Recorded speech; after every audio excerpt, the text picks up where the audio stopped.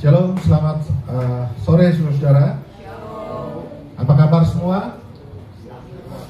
Apa kabar semua? Oh, jawabnya sakit semua. Luar biasa baik saudara. Kita bersyukur, berterima kasih untuk pemeliharaan Tuhan yang sempurna. Apapun yang terjadi, Tuhan memelihara kita dengan tidak kurang satu apapun saudara ya. Hari ini semua ada di tempat ini, semua bisa memuji, membesarkan nama Tuhan. Tidak perlu kita terpengaruh dengan keadaan apapun yang terjadi saudara. Itu sebenarnya yang Tuhan mau dari dalam kita saudara. Apapun yang terjadi, lu santai aja. Yang penting aku bersama denganmu. Bukankah iman itu sebenarnya begitu artinya saudara ya? Iman itu bukan sekedar kita beriman untuk ditolong Tuhan. Kita bukan sekedar beriman untuk dapat mujizat. Kita bukan sekedar beriman untuk dapat kesembuhan. Kalau iman saudara dan saya, kalau misalnya punya iman masih seperti itu berarti kita masih anak-anak saudara. Karena iman yang sejati itu adalah mempercayai Tuhan di dalam setiap aspek kehidupanmu. Apapun yang terjadi kita percaya saja Tuhan itu baik. Dan Tuhan pasti membawa kita kepada rencana Tuhan. Coba ada yang bilang rencana Tuhan tidak baik? Mungkin saat ini kita merasakan hal-hal yang tidak enak mungkin. Tapi Tuhan izinkan kita melewati semua itu saudara. Ya. Kalau kita jadi orang-orang yang tidak pernah mengalami tekanan dan hidup, mungkin ayat firman Tuhan dikatakan oleh Rasul Paulus itu benar bahwa kita mungkin itu anak-anak gampang saudara. Kalau anak-anak yang mengalami tekanan, disesah dalam hidupnya, mengalami kesulitan-kesulitan hidup dan tetap mempercayai Tuhan, orang-orang begini yang kuat saudara. Izinkan apapun yang terjadi, terjadilah. Tetapi Anda tetap percaya bahwa Tuhan memelihara kita. Ya saudara, bulan minggu ini atau bulan ini kita akan berbicara tentang authorized to influence. Sebenarnya mirip-mirip dengan yang kemarin kita belajar, yaitu authority of influence ya saudara. Authorized to influence artinya kuasa yang diberikan untuk mengadakan suatu perubahan. Kuasa yang wewenang yang diberikan untuk membuat pengaruh atau membuat perubahan. Coba sekali ya, authorized to influence itu yang akan saya bahas siang hari ini. Dan saya berdoa supaya setiap kebenaran firman Tuhan ini boleh memastikan Anda dan saya itu mempercayainya dan kemudian melangkahkan kaki dengan apa yang Tuhan sudah berikan dalam hidup kita. Yohanes 15 ayat 16 itu mengatakan, bukan kamu yang pilih aku yang memilih kamu. Tuhan itu jika memilih atau merencanakan sesuatu untuk terjadi, maka dia mempersiapkan kita saudara. Tuhan tidak melepas tangan saja, tidak. Dia memperlengkapi Anda. Itulah sebabnya tadi saya katakan, kalau kita menghadapi apapun juga dalam hidup ini, mau yang susah kayak seperti apa, gak usah takut, karena Tuhan itu pasti memperlengkapi kita saudara. Dia memberi kekuatan untuk menghadapi itu. Kalau kita tidak biasa baca firman, ingat Roma 10 ayat 17 mengatakan iman timbul dari pendengaran dan pendengaran akan firman Kristus. Anda mau beriman tapi gak suka dengar atau gak suka baca firman, sulit itu iman saudara. Iman kita iman yang numpang mungkin, karena dengar kata orang terus kita ikut-ikutan percaya. Iman seperti begitu itu bukan iman yang valid, bukan iman yang Tuhan mau. Sebab yang harusnya terjadi adalah kita beriman karena mendengar firman Tuhan. Karena itu memang sumbernya saudara. Jadi seburuk apapun keadaanmu, selama kita membuka telinga untuk kebenaran firman dan bukan mendengar kebenaran dunia, maka saya percaya kesulitan apapun kita bisa lewati saudara. Kita pasti bisa lewati. Bahkan lebih daripada itu, keberadaan kita yang demikian akan menjadi saksi buat orang lain, akan menjadi pengaruh yang baik buat orang lain. Kemarin malam saya mengikuti ada seminar Zoom, yaitu anak-anak sekolah teologi. Mereka mempresentasikan tentang mata kuliah X teologi atau apa itu, yang judulnya adalah trifungsi gereja, 3 fungsi gereja. Saya sebenarnya nggak terlalu kenal mereka, tapi sumpah dengar dan kemudian nanti kasih masukan.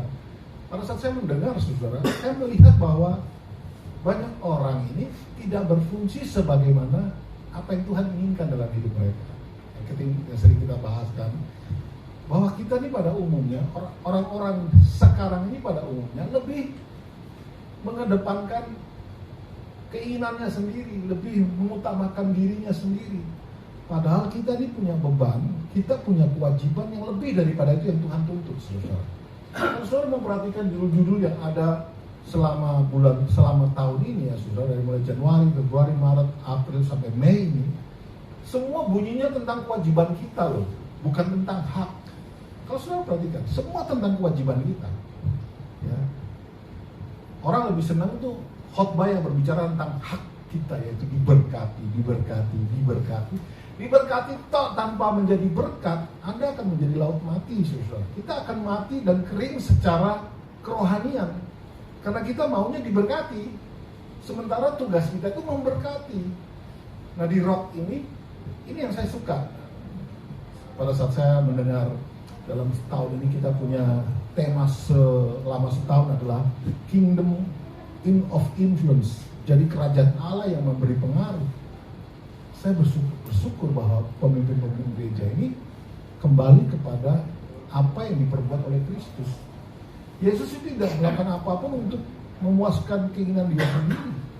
Yesus datang melaksanakan kehendak Bapa, dan isinya adalah supaya saudara dan saya ini boleh percaya kepada Kristus, diampuni dosa-dosanya, dan kemudian kita dibawa kembali kepada rencana semula yang sering kita dengar tentang bahwa kita ini diciptakan serupa dan segambar dengan Allah. Nah, kalau saudara memperhatikan sekali lagi, berpikir sekali lagi, kenapa sampai Tuhan itu mau kita serupa dan segambar dengan Dia? Kenapa kita diciptakan dengan keserupaan dengan Tuhan? Ya, jawabnya adalah karena kita ini diciptakan untuk membawa influence, membawa dampak, saudara. Katakan, saya diciptakan untuk membawa dampak. Jawil kiri kananmu. Jawil itu saya korek. Ya, itu. Jawil itu bahasa Surabaya. Bilang, kamu diciptakan untuk membawa dampak. Dan tambahkan, jangan pernah lupa. Iya, saudara. Kalau Anda memperhatikan khotbahnya Bu Prista kapan hari itu, dia sampaikan bahwa kita melakukan sesuatu membawa dampak. Tidak melakukan apapun juga membawa dampak. Benar tidak? Jadi setiap apapun yang Anda lakukan atau tidak lakukan itu berdampak, saudara. Ya, saudara. Betul nggak? Kenapa orang bilang, orang itu kok malas sih? Coba, kenapa? Karena orangnya diam, nggak bikin apa-apa. Berdampak. Orang yang lihat, malas ya. Terus kita sering kumpul sama pemalas. Kira-kira jadi pemalas nggak kita, saudara? Pasti pemalas. Coba Anda tinggal serumah dengan orang-orang yang tukang bangun jam 8 pagi. Saya jamin saudara dalam waktu 1 minggu Anda pasti bangun kemudian jam 10, bukan jam 8 lagi. Iya kan? Dia biasa bangun jam 5. Bangun jam 5, jam 6, tapi orang yang tidur denganmu masih ngorok. Terus, ngapain aku bangun jam 5? Tidur lagi Saudara, kita melakukan sesuatu berdampak, tidak melakukan sesuatu pun berdampak. Berdampaknya cuma 2, berdampak yang baik atau berdampak yang tidak baik. Sementara Tuhan ciptakan Anda dan saya untuk serupa dan segambar dengan Dia, untuk membawa dampak yang baik, saudara. Dan kalau Tuhan memberi kita tugas demikian, bukan berarti Dia tidak memperlengkapi kita. Dia sudah memperlengkapi. Apa yang diperlengkapi oleh Tuhan kepada kita? Yaitu keserupaan dengan Tuhan. Keserupaan kan saya sudah sampaikan berkali-kali. Setidaknya ada 4 hal yang Tuhan ciptakan Anda serupa dengan Dia. Yang pertama adalah Anda memiliki sifat, yaitu kasih atau sifat-sifat Allah. Kita semua ini punya sifat Allah, saudara. Mau Anda sejahat apapun, tetap ada sifat Allah yang ada di dalammu, saudara. Beberapa waktu lalu saya nonton Instagram, ada seorang anak muda nyuri susu di Indomaret atau Alfa gitu. Kemudian dikunci di dalam situ. Komentar bilang gini, untung lu gak dikeluarin, kalau gak mati lu. Terus ada yang bilang, jangan begitu, dia nyuri pasti buat anaknya. Dan sudah ngerti maksud saya? Di balik semua yang dilakukan, dia lakukan itu pasti untuk satu alasan, untuk anaknya supaya jangan sampai kelaparan, kira-kira begitu. Itu kan membuktikan bahwa ada satu sifat baik dalam hidupnya walaupun caranya salah, saudara. Siapa di sini yang sudah punya anak pasti mengerti maksud saya kan? Tidak mungkin kita itu membiarkan anak kita sampai menangis kelaparan terus kita biarlah kamu harus latihan dari kecil ya. Nggak ada yang kayak gitu. Pasti kita lakukan sesuatu apapun untuk bisa supaya anak itu minum susu atau kenyang gitu, saudara. Itu membuktikan bahwa ada sifat Allah di dalam saudara. Coba temukan dalam dirimu masing-masing apa sifat Allah kira-kira yang ada di dalam saya ya. Pasti saudara tahu. Ya kan? Dan pada umumnya semua yang sudah punya keluarga pasti sayang sama keluarganya. Itu kan sifat-sifat Allah yang ada dalam kita, saudara. Allah kan begitu, memelihara kita. Ya kalau saudara membaca Mazmur 23 kan jelas kan, Tuhan adalah,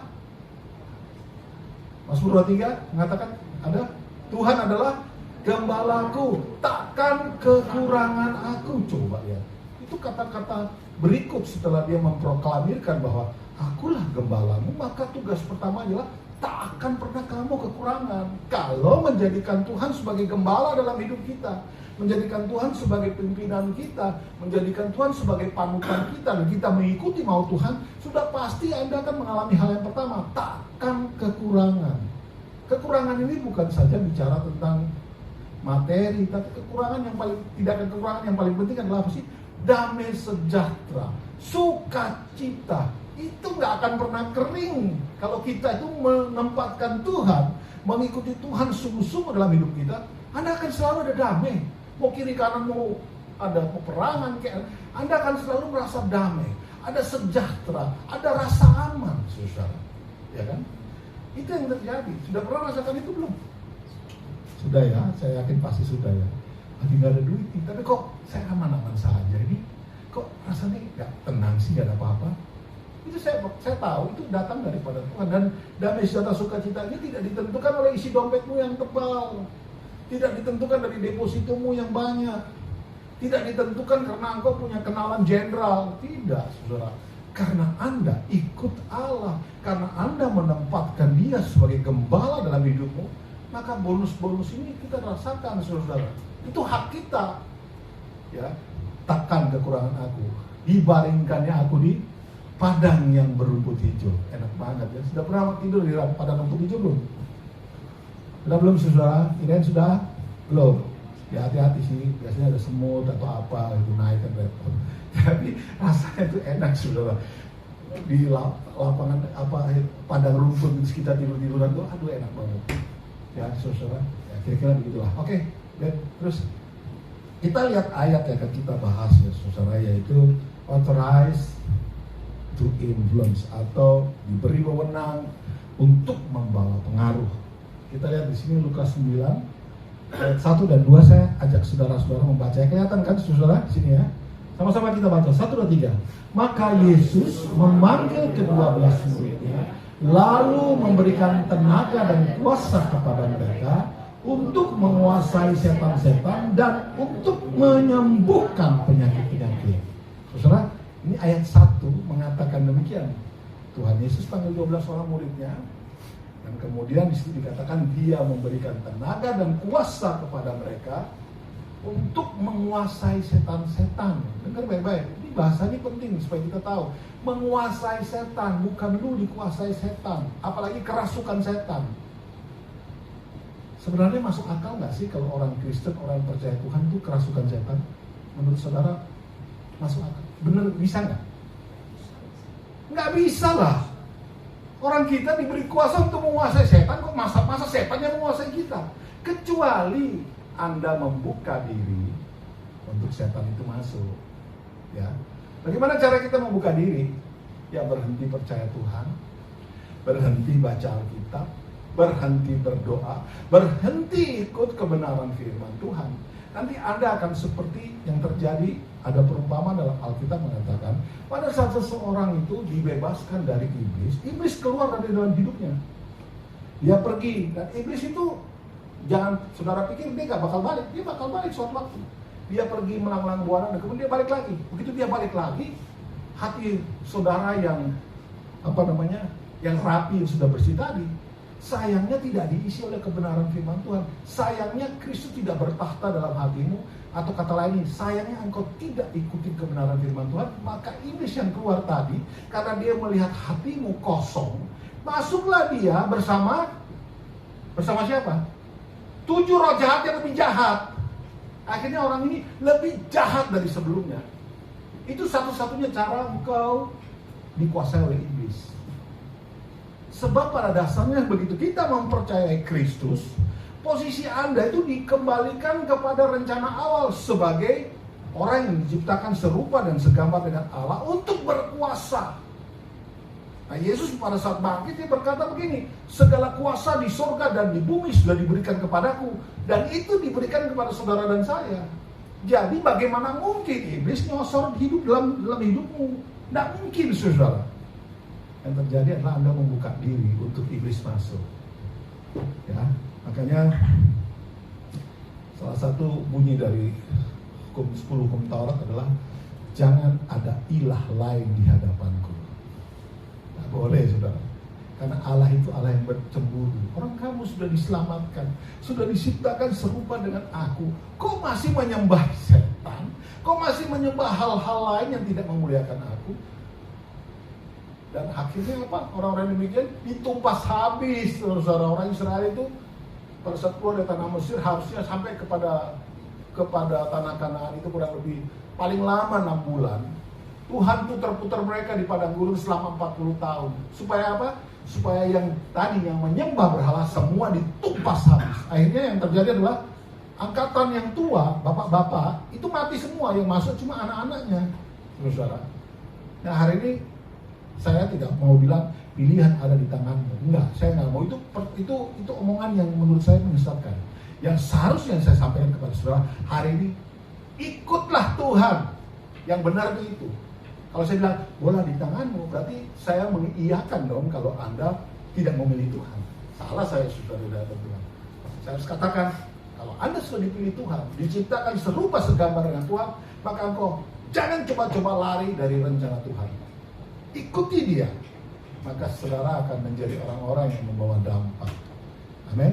Salah satu dampak Anda itu adalah menguasai setan-setan, bukan dikuasai setan.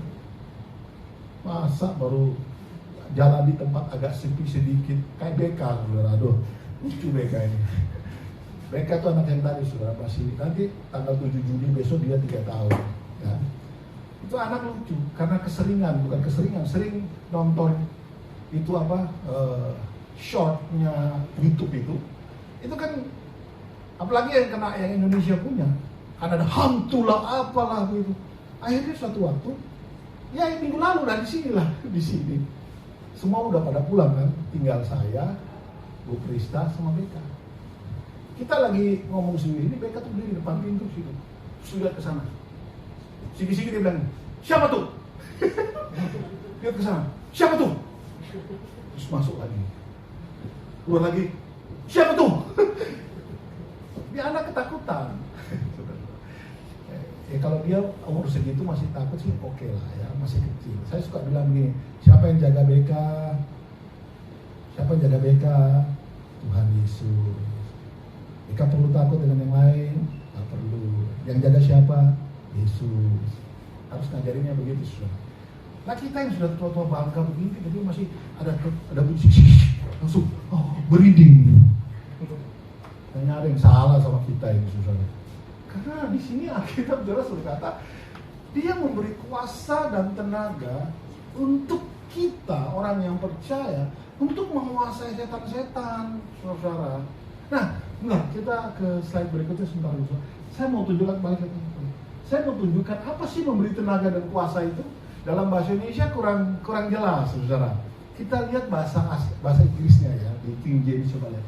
Then he called his 12 disciples together and give them power and authority. Jadi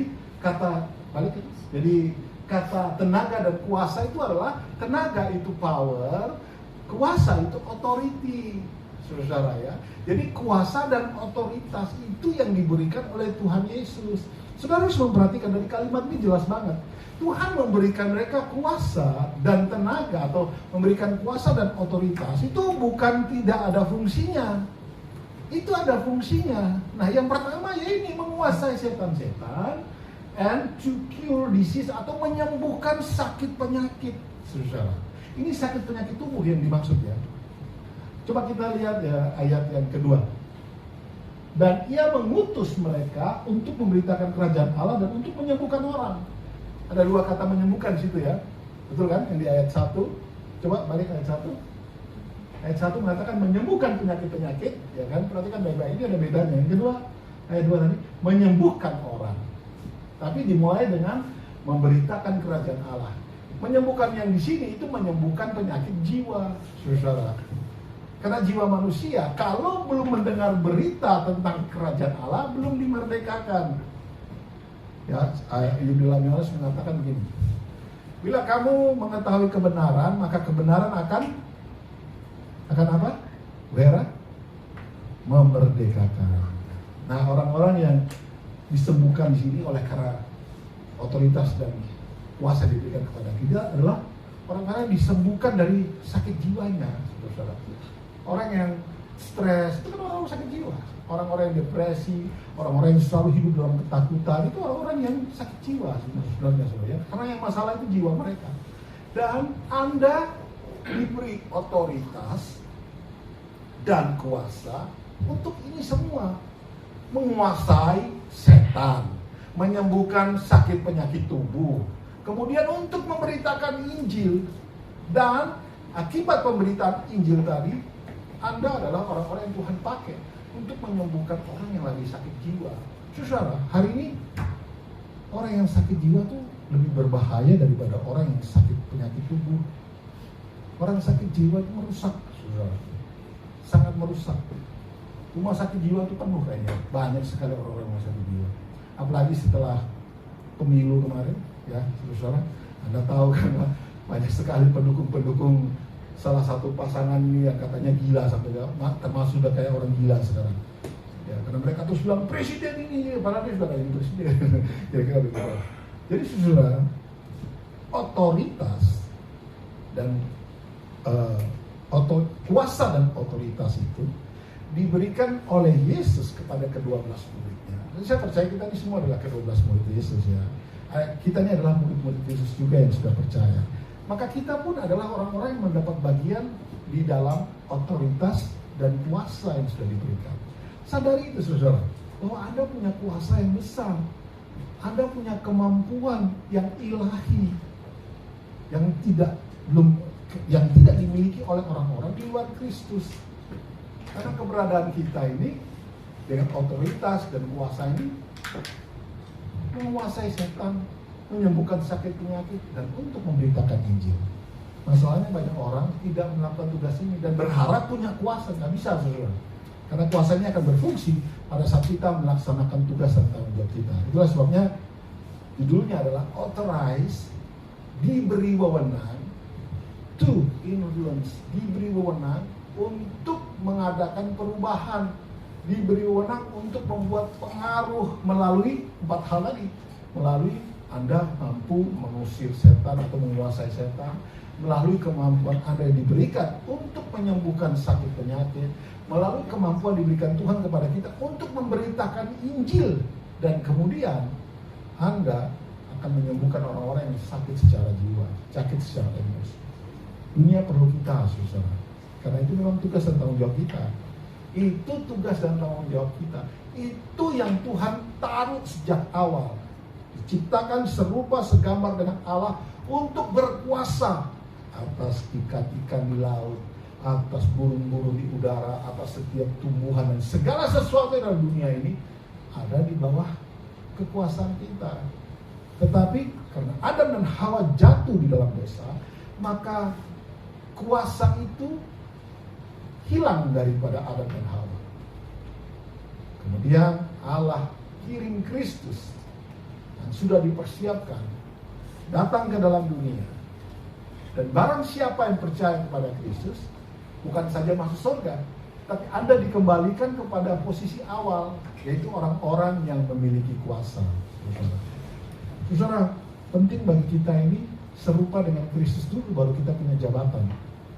Kalau kita tidak punya karakter Kristus dan kemudian kita memiliki jabatan yang tinggi misalkan, sudah pasti Anda akan membawa pengaruh yang tidak baik.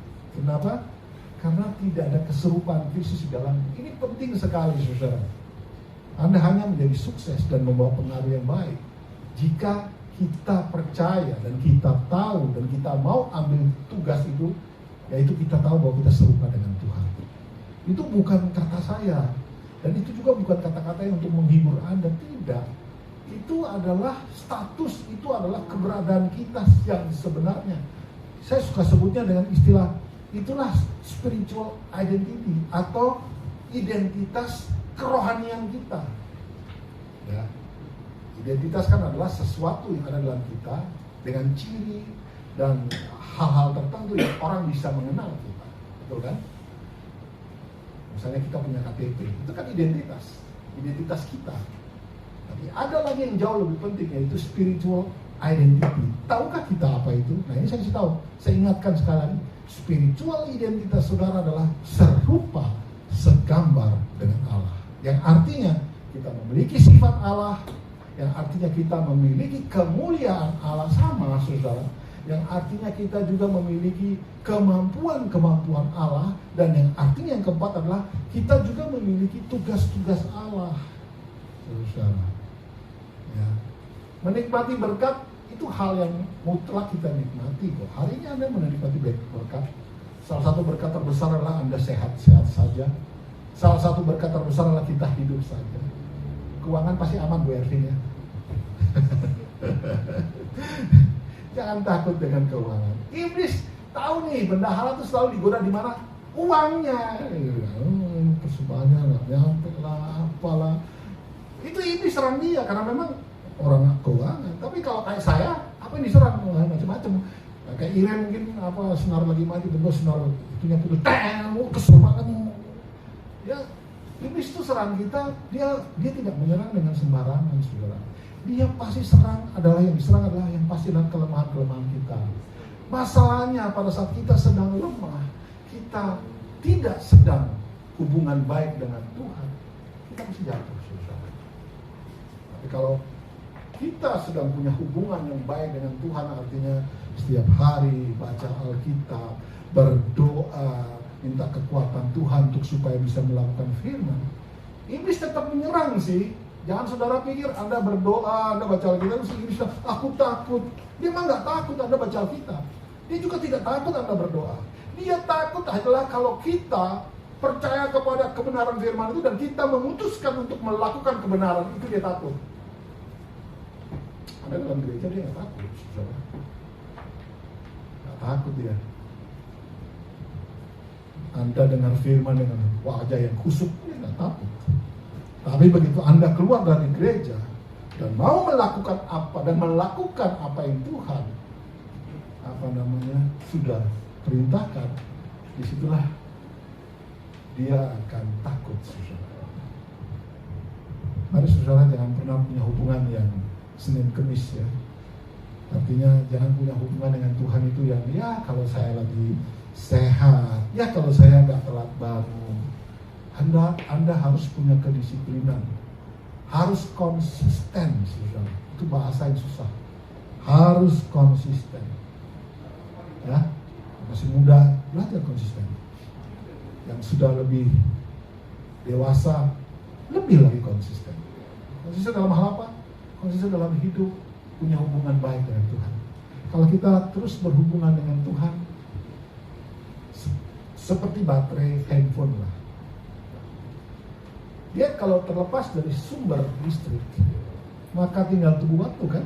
Entah 2 hari kemudian HP-nya low bed, ya kan? Tapi kalau mau menjelang low bed, charge lagi, penuh lagi. Charge lagi, penuh lagi.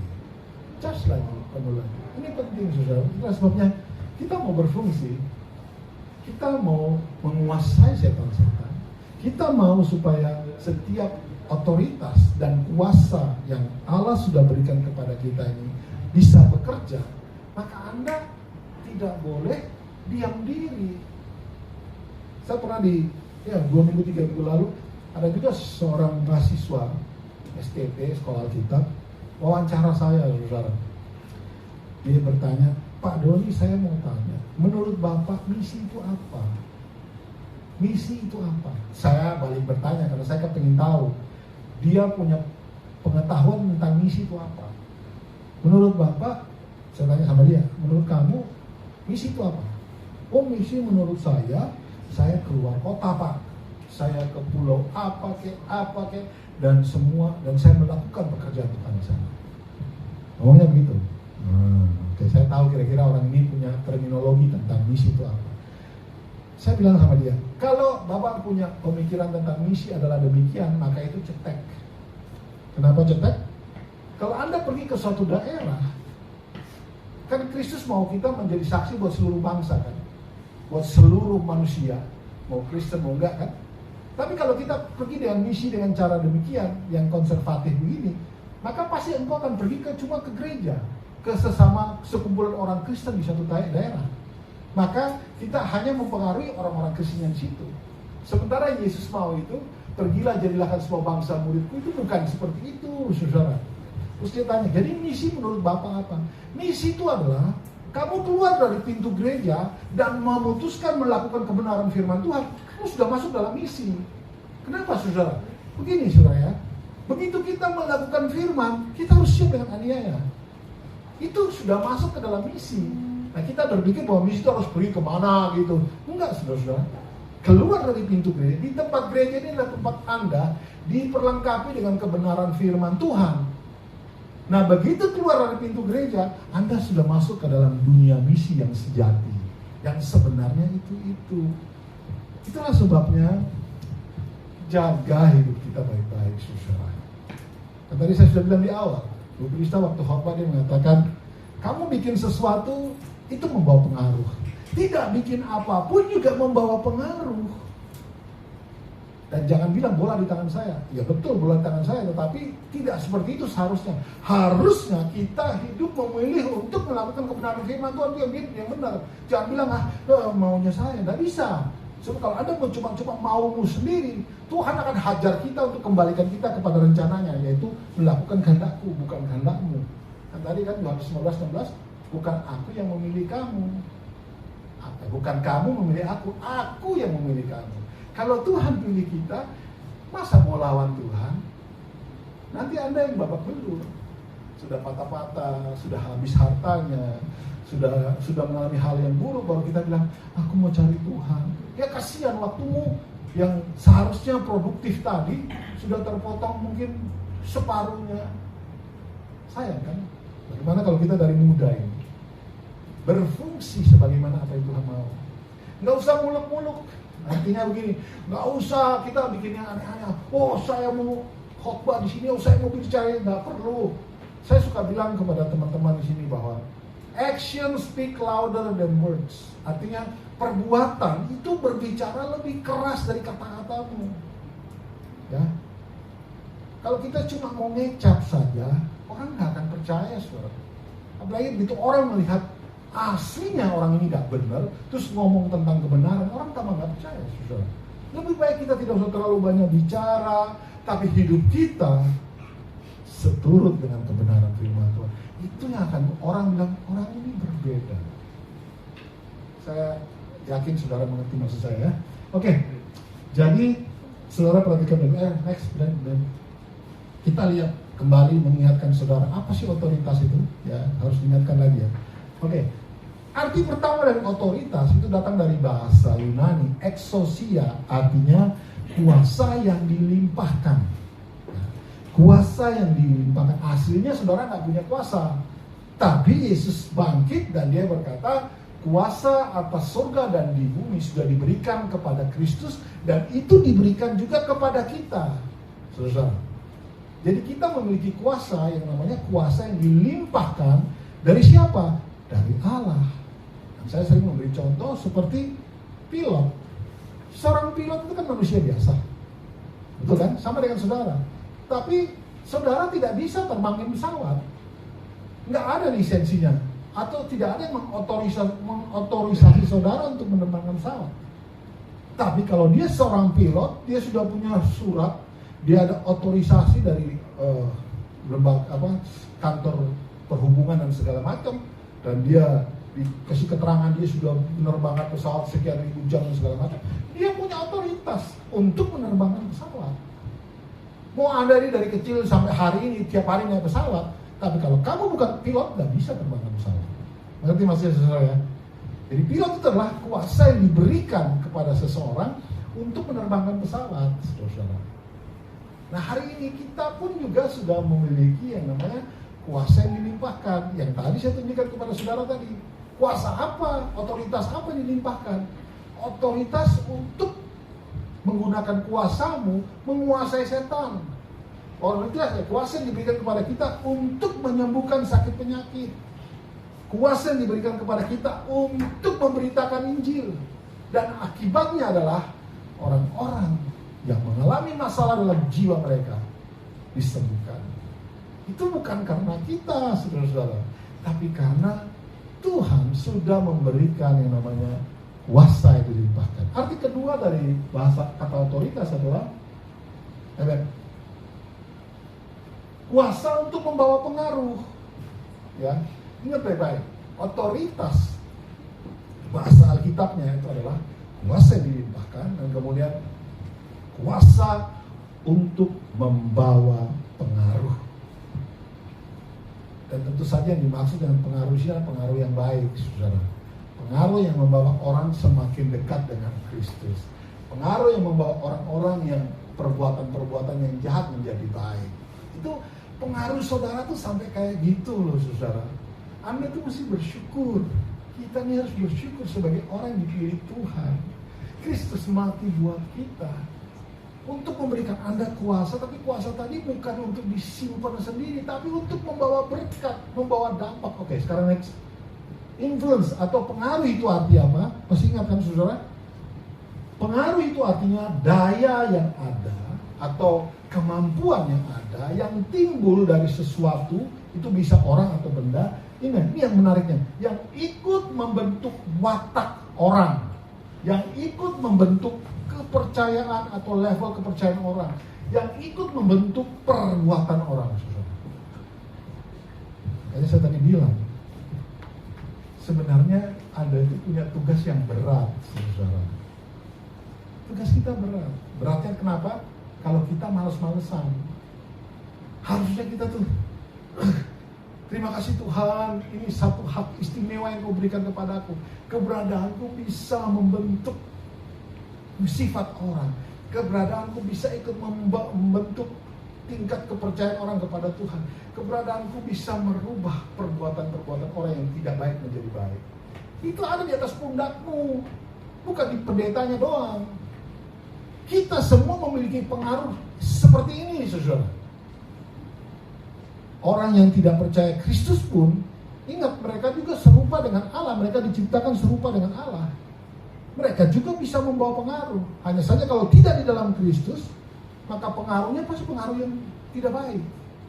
Tapi kalau kita yang di dalam Kristus dan mempercayai Kristus sebagai Tuhan dan Raja dalam hidup kita, maka keberadaan kita itu membawa pengaruh yang baik. Keberadaanmu akan membentuk watak orang lain menjadi baik. Saya yakin pasti saudara punya masing-masing pasti punya pengalaman. Setuju? Keberadaan kita tuh membentuk, orang itu kok berubah ya, dan ujung-ujungnya dia ngomong, saya berubah gara-gara si Bu Hera loh.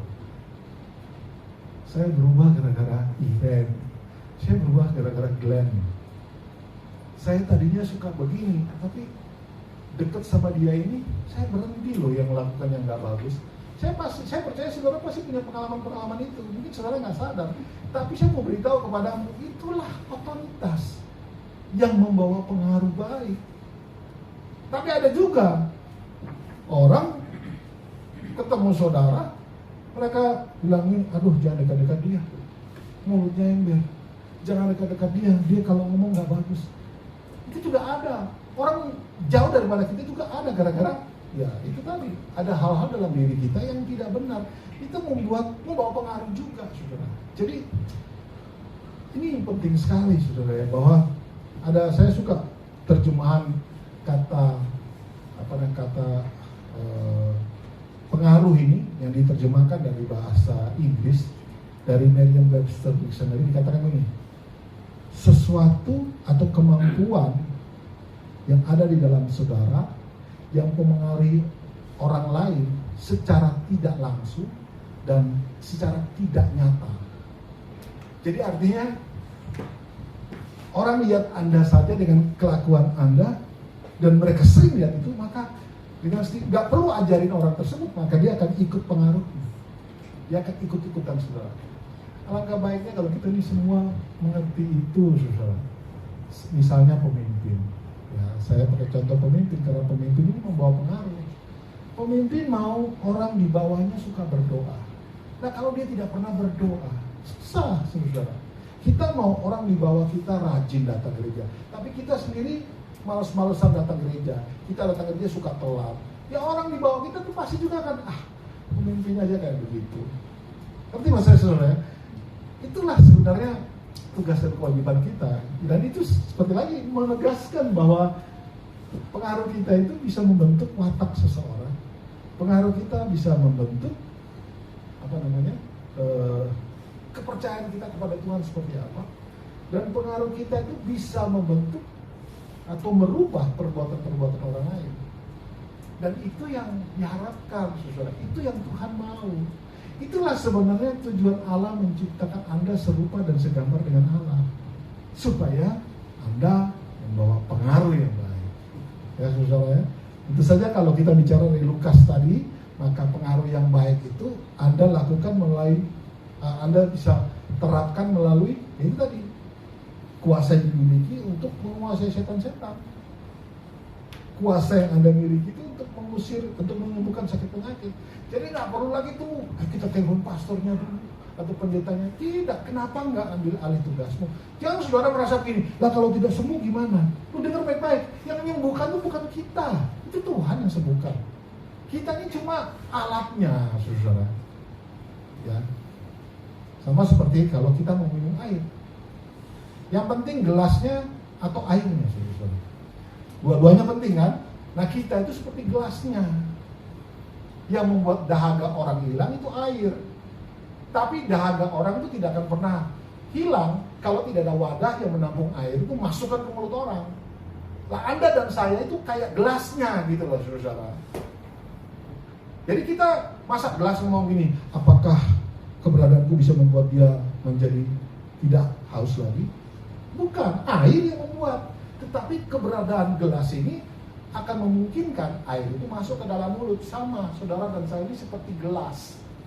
Keberadaan kita ini akan mengalirkan kuasa Tuhan yang mengusir setan, yang menguasai setan, yang bisa menyembuhkan sakit penyakit. Dan pada saat engkau berbicara tentang firman, maka ada kuasa daripada Sang Roh Kudus itu yang bekerja. Nah, akhirnya membuat orang-orang yang mungkin lagi sakit jiwa. Sakit jiwa itu bukan berarti gila ya, saudara. Artinya mungkin dia sedang depresi, mungkin sedang kecewa, hal-hal yang menyangkut masalah kejiwaan. Alkitab katakan sembuh pasti. Ya, saudara, ya. Saya tidak perlu menyaksikan, tetapi saya mau kasih tahu ini keberadaan yang penting yang harus Anda sadari. Siapapun Anda, siapapun kita, mau kita sekolahnya cuma lulus SD, malah nggak sekolah, atau mungkin Anda mungkin buta huruf, nggak ada masalah. Sebab yang di dalammu tetap ada otoritas dan kuasa yang sudah kita terima dari Allah. Sampai sini sudah cukup jelas, saudara. Jadi ingat, setiap daripada kita ini punya andil dalam membentuk watak seseorang, punya andil di dalam membentuk kepercayaan kita kepada Tuhan seperti apa, punya andil di dalam membentuk perbuatan-perbuatan orang lain. Amin, saudara. Atau Anda mau bikin riset sendiri juga boleh. Eca, biasa bangun jam berapa tiap pagi? Jujur aja. 8.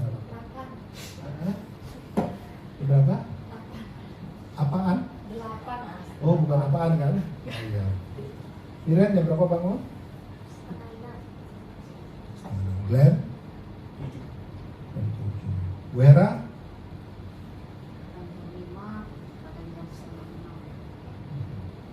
Oke. Jam 8 kan? Ayah, gara-gara Eca bangun jam 8, biasa bangun jam berapa? Hah? Oh, jam 4 pagi. Berarti cuma ada 2 kemungkinan. Si Eca ini memang ya itulah, sudah tahu. Sampai akhirnya bapaknya udah bangun tiap hari jam 4, dia tetap aja mau sampai jam 8. Udah. Saya yakin bahwa keberadaan kita, kenapa?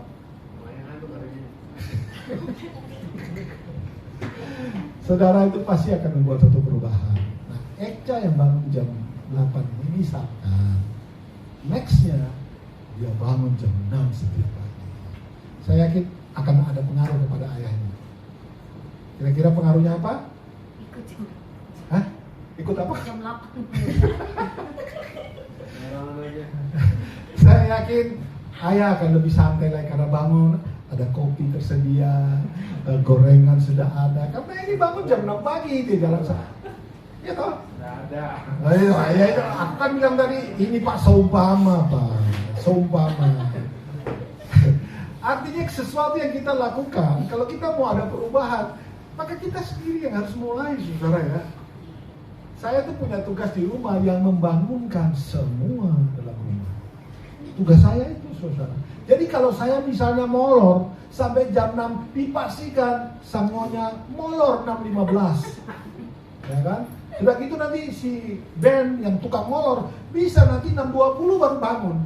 Sudah gitu gopo-gopo, akhirnya sampai di sekolah kena SP. Ini sekali lagi nih dia akan kalau telat kita dipanggil dan dia akan dipulangkan. Jadi akhirnya mau tidak mau saya mendisiplinkan diri. Jam 5 sudah bunyi tuh alarm. Kadang-kadang terbangun jam 4. Dan kalau sudah terbangun jam 4, saya nggak akan ambil gaya ini, masih belum, tidur lagi. Itu pasti bisa jam 7 nanti. Jam 5 bangun, setengah 6 mulai bangunkan sang nyonya. Ini bangun, nanti jam 6 kurang 15 yang Benny bangunin. Jadi setengah 7 pas, sudah berangkatlah mereka. Kan berdampak saudara. Betul bang? Itu berdampak, itu dampak loh, yang kecil saja saudara, nggak usah banyak-banyak. Oke, next, Ben. Sumber otoritas dan kuasa seperti yang saya sampaikan tadi. Ini saudara, saya akan terus ingatkan dan balik-balik lagi mengingatkan saudara bahwa sumber dari otoritas dan kuasa itu adalah diciptakan serupa dengan Allah. Dengan kata lain, datang daripada Allah itu sendiri. Dia yang berinisiatif menciptakan saudara dan saya seperti dia. Ya, bukan mencontohi dia. Tolong bahasa ini beda ya. Kita tidak diciptakan mencontohi Tuhan, tetapi serupa, segambar dengan Allah. Artinya Allah yang menganugerahkan Anda dan saya untuk bisa punya otoritas dan kuasa seperti dia. Apakah itu cukup? Belum. Satu lagi deh. Ketaatan kepada Allah. Kita ini serupa dengan Allah, tapi kita nggak pernah taat melakukan firman Tuhan. Nggak ada kuasa yang menyertaimu, saudara. Walaupun itu ada di dalam kita, tapi karena kita tidak taat kepada Allah, maka tidak akan ada kuasa, saudara. Dan kalau saya mau jabarkan lebih banyak, saudara, ketaatan kepada firman Allah atau ketaatan kepada Allah ini punya banyak cabang. Misalnya taat, hormat, dan takut akan orang tua. Anak-anak dengar baik-baik. Dengar baik-baik. Kalau kita bilang apa? Hormatilah orang tuamu. Apalagi? Supaya lanjut umurmu dan baik-baik keadaanmu. Kalau kamu tidak taat kepada orang tua, tidak ada kuasa di dalammu. Nggak ada, saudara. Lu mau ngomong apa? Lu gini. Orang kan bilang, lu nggak hormatin orang tuamu kok. Orang tua mau lawan. Jadi saudara, anak-anak dengar yang masih anak-anak ya. Walaupun Anda sudah besar, tapi masih punya orang tua yang hidup, hati-hati. Ini adalah hukum pertama sebelum, hukum pertama itu kan, di 4 hukum pertama itu mengatur hubungan Allah, manusia dan Allah, ya kan? Jangan ada yang lain, akulah Allah yang pencipta dan segala. Itu 4 hukum pertama itu mengatur hubungan kita dengan Tuhan. Tapi hukum 5 sampai 10 itu mengatur hubungan kita dengan sesama manusia. Yang dimulai dengan hukum kelima, yaitu hormatilah. Anda mau sukses, dan kata ini saudara, kalau dijabarkan baik-baik, kalau Anda mau sukses untuk sukses hubunganmu dengan sesama manusia, itu harus dimulai dengan kamu menghormati orang tuamu. Itu. Jangan macam-macam dengan itu, saudara. Jangan coba-coba melanggar itu.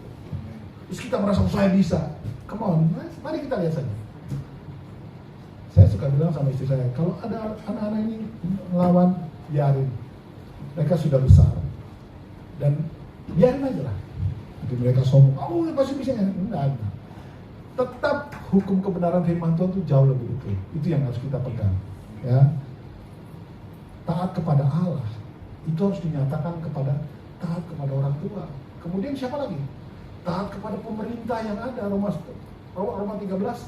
Ketaatan kepada pemerintah. Kenapa? Karena pemerintah adalah wakil Allah dalam dunia ini.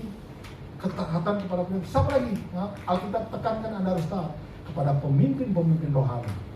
Saya senang sedikit tadi. Anda harus taat kepada pemimpin rohani loh.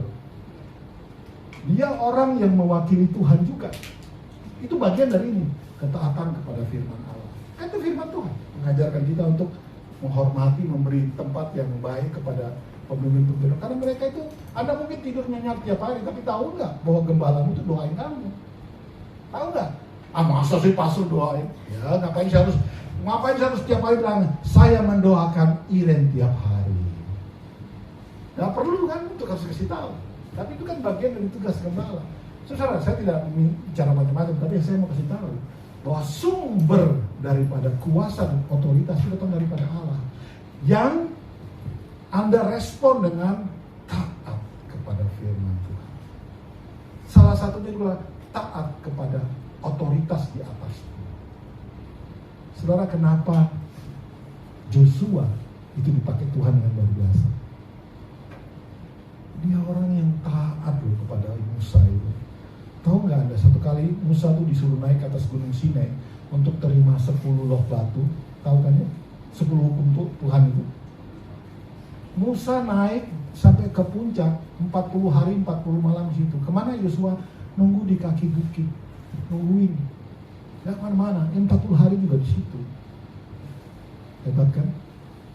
Tunduk pada otoritas, taat kepada otoritas, itu akan memastikan power and authority yang diberikan kepadamu itu dahsyat dan bekerja. Siapa lagi kira-kira? Elisa, tahu kan? Elisa itu bujangnya Elia. Dia mengiring, para Elia bilang, sudahlah kamu tinggal sini, Tuhan sebentar lagi mau angkat aku. Elisa bilang, Tuhan demi Tuhan yang hidup, aku akan selalu ikuti terus. Taat, dia submit, setia. Dan pada saat Elia diangkat Tuhan, Elisa itu melihat. Kalau saudara mencatat, pernah membaca, tulang belulang Elisa setelah mati, ada sekumpulan orang yang membawa anak muda yang mati ya. Pada saat mereka berjalan melewati kuburan dari Elisa itu, mereka tersandung atau apa, kemudian mayat itu jatuh, dan begitu jatuh kena tulangnya Elisa, bangkit. Saudara lihat, kalau engkau taat kepada Tuhan, taat kepada otoritas di atasmu, taat kepada orang tuamu, taat kepada pemerintah yang ada di atasmu, taat kepada Allah, singkat cerita, maka otoritas dan kuasa yang ada di dalammu itu powerful, luar biasa, akan mendatangkan perubahan, akan mendatangkan perubahan watak, perubahan kepercayaan. Tadi orang yang biasa-biasa aja dengan Tuhan, karena melihat Anda, mereka berubah dan mempercayai Tuhan lebih lagi dengan sungguh. Amin. Para pelayan, Anda punya kapasitas untuk melakukan perubahan. Bahkan setiap dari jemaat, siapapun dirimu, apapun profesimu, Anda punya kemampuan untuk membawa perubahan yang baik. Next. Diberi kuasa dan otoritas ya. Tadi saya summarize. Jadi kita tuh diberi kuasa dan otoritas untuk menguasai setan. Pertama itu. Yang kedua, dan cepat, menyembuhkan, kurangnya harusnya, menyembuhkan penyakit tubuh. Ya, tadi kan saya sudah jelaskan ya. Yang ketiga, Woi, waduh.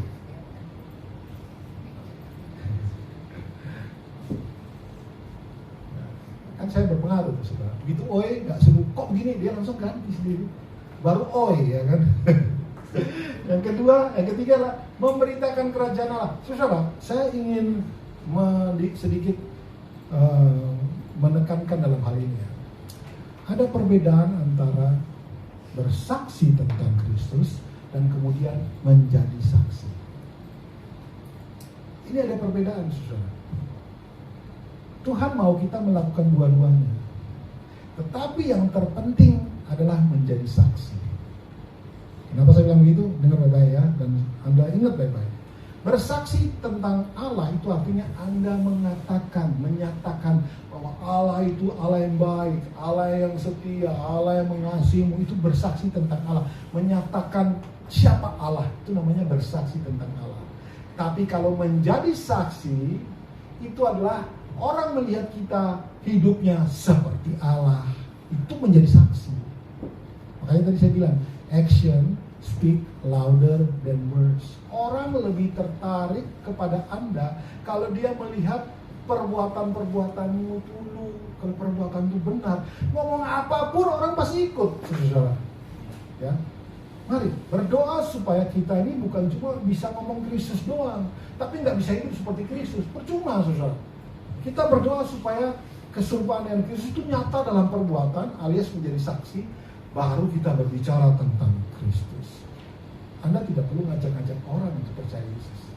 Begitu melihat keberadaanmu, tingkah lakumu, gaya bicara, gaya hidupmu, orang akan bertanya-tanya, kamu kok berbeda? Apa sih rahasianya? Kamu kok dalam keadaan susah, kamu tetap bisa bersuka cita. Kamu tetap datang gereja dengan baik-baik. Kamu tetap tersenyum. Apa yang menyebabkan itu? Itu kesempatan Anda bicara tentang Kristus. Dan pasti itu akan membawa pengaruh kepada apa? Wataknya. Membawa pengaruh pada level percaya. Orang akan bertambah level percaya kepada Tuhan melalui kadang-kadang, bukan kadang-kadang, tapi itu lewat kita. Jangan sampai orang mundur daripada Tuhan gara-gara kita juga. Banyak kan kita dengar, oh, aku keluar dari gereja itu karena pendetanya tidak menjadi saksi, misalnya gitu. Pendetanya tidak sesuai dengan firman. Ya saudara, jangan sampai orang mundur daripada Tuhan. Jangan sampai orang yang biasa punya kebiasaan baik tiba-tiba berubah menjadi kebiasaan buruk gara-gara kita. Yang terakhir, menyembuhkan penyakit jiwa. Ini yang saya suka sebenarnya, penyakit jiwa. Karena pada umumnya kita itu punya penyakit jiwa. Kita ini pada umumnya ada orang, kan setiap orang itu berbeda. Ada yang orangnya gampang khawatir, dikit-dikit khawatir. Ada yang gampang takut, ada yang gampang depresi. Nah, obatnya apa sih? Dengar Injil.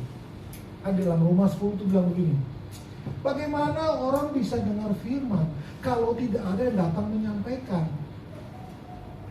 Saya mau tanya, siapa yang nanti datang menyampaikan itu? Dengan cepat. Siapa yang akan menyampaikan itu kepada orang-orang yang butuh kesembuhan secara jiwa? Kita lah, jangan bilang Pak Pendeta lagi. Anda ini masing-masing punya kesempatan dan punya kuasa dan punya pengaruh yang sama kita semua ini untuk menyembuhkan orang lain yang sedang sakit dalam jiwa mereka. Mereka itu perlu Tuhan. Kalau ada orang yang khawatir, takut, itu orang yang sedang sakit dalam jiwanya. Yang dia perlukan cuma satu, kebenaran kerajaan Allah yang datangnya daripada kita. Amin, saudara. Sampai situ Anda cukup mengerti? Katakan mengerti. Baiklah, Tuhan memberkati. Bu Krista akan pimpin kita di dalam perjamuan. Saya undang musisi Iren main. Iren main bass. Singer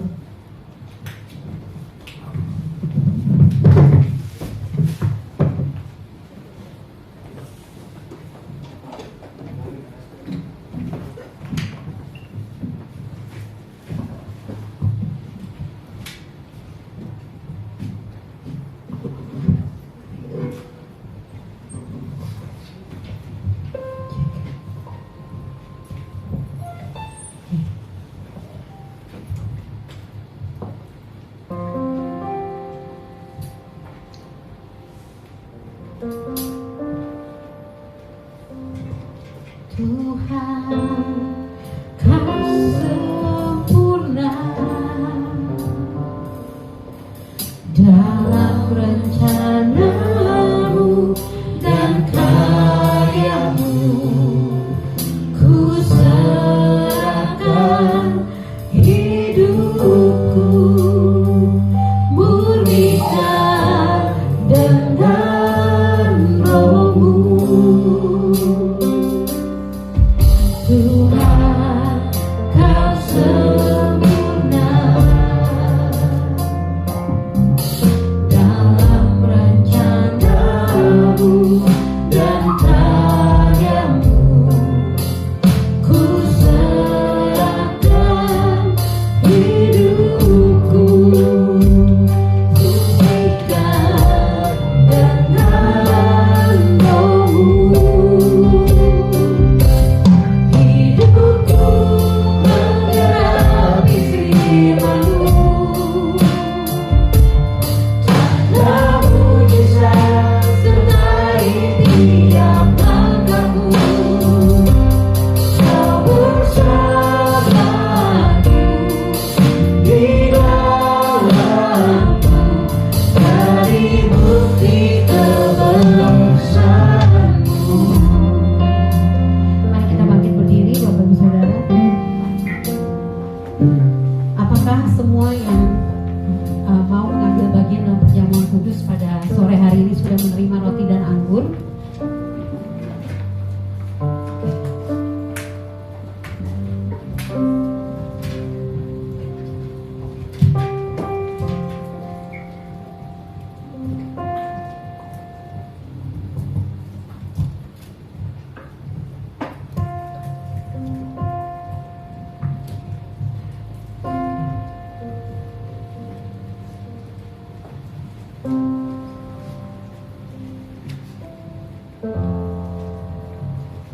Mari kita angkat roti di tangan kanan kita. Sebab apa yang telah kuteruskan kepadamu telah aku terima dari Tuhan, yaitu bahwa Tuhan Yesus pada malam waktu ia diserahkan mengambil roti, dan sesudah itu ia mengucap syukur atasnya. Ia memecah-mecahkannya dan berkata, "Inilah tubuhku yang diserahkan bagi kamu. Perbuatlah ini menjadi peringatan akan aku." Apakah kita percaya bahwa roti yang ada di tangan kita ini adalah manifestasi dari tubuh Kristus? Mari kita makan dan terima bersama-sama.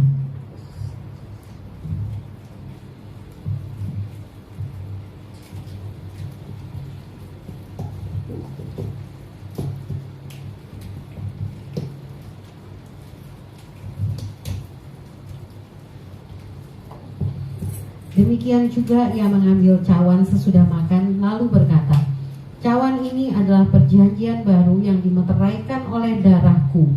Perbuatlah ini setiap kali kamu meminumnya menjadi peringatan akan aku.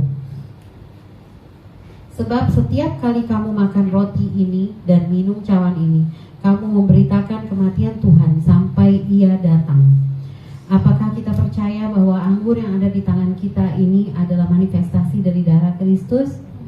Mari kita minum bersama-sama.